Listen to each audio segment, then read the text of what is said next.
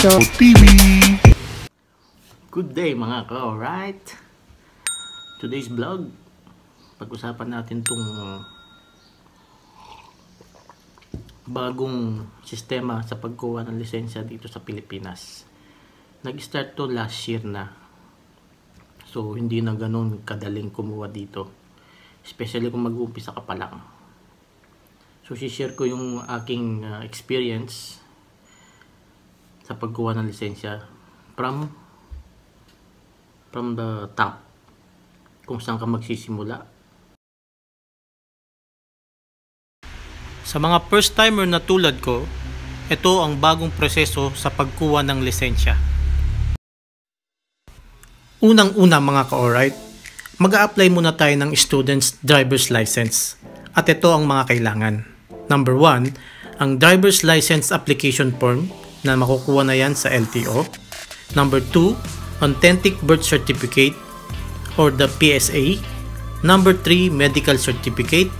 At ang pinaka-importante sa lahat, yung number 4, certificate of driving course completion or TDC, theoretical driving course. Saan po ba makukuha yan? Ito po yung napaka-importanting requirements ngayon na galing sa gobyerno natin na kailangan natin mag-enroll sa mga accredited driving school ng LTO. Dito na po tayo sa ating driving class. Dito tayo sa may Anabu. Dito po ako nag-enroll. Okay mga ka-alright, andito po yung location ng iDrive driving school sa may Anabu highway po siya. Along the highway lang po siya. Katapat mo niya yung Yasaki. So, makita nyo yung Yasaki. Napakadaling tandaan po dito. Kaya nasa first floor siya.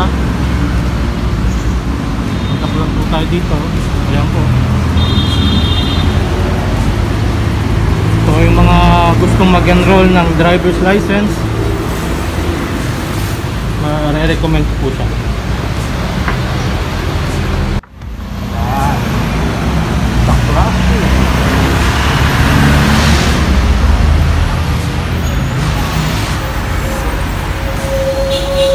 Let's make sure accredited siya ng LTO.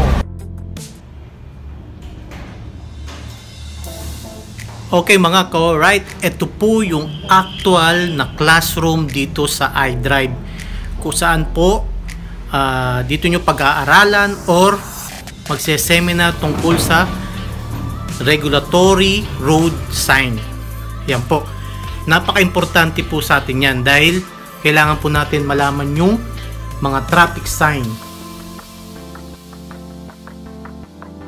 Ang seminar na po to ay 3 days po siya. So, kayo po ang pipili ng sarili nyong schedule kung meron man sa umaga o sa hapon. Half day lang po siya. So, kailangan po natin matapos yon.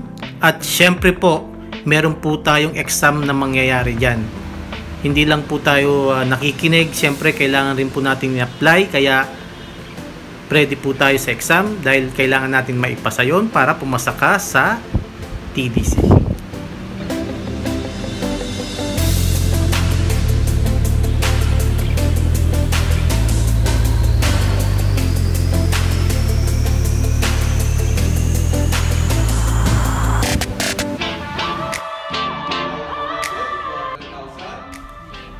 Shoutout po kay Sir Ron na naging instructor po namin dito sa aming seminar. Thank you, sir.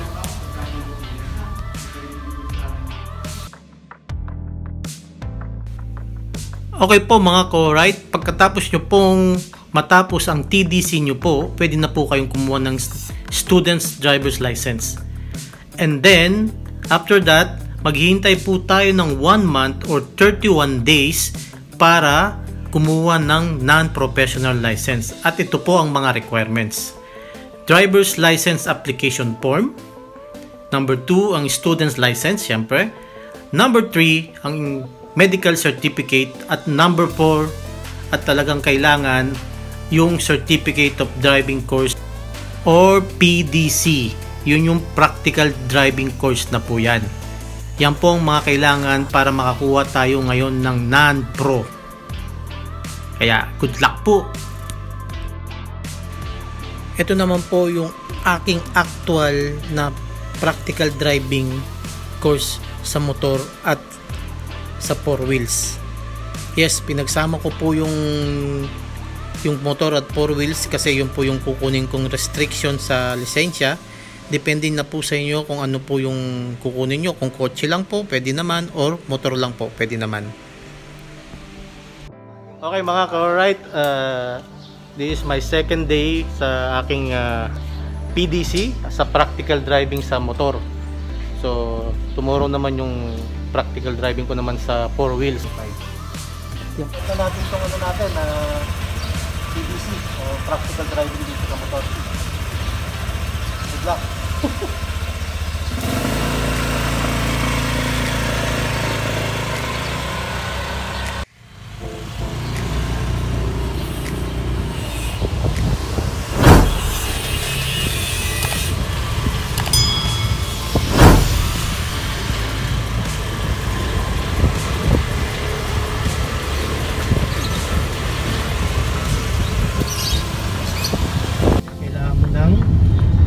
PDC ang practical, yan ang hinahanap sa LTO ngayon.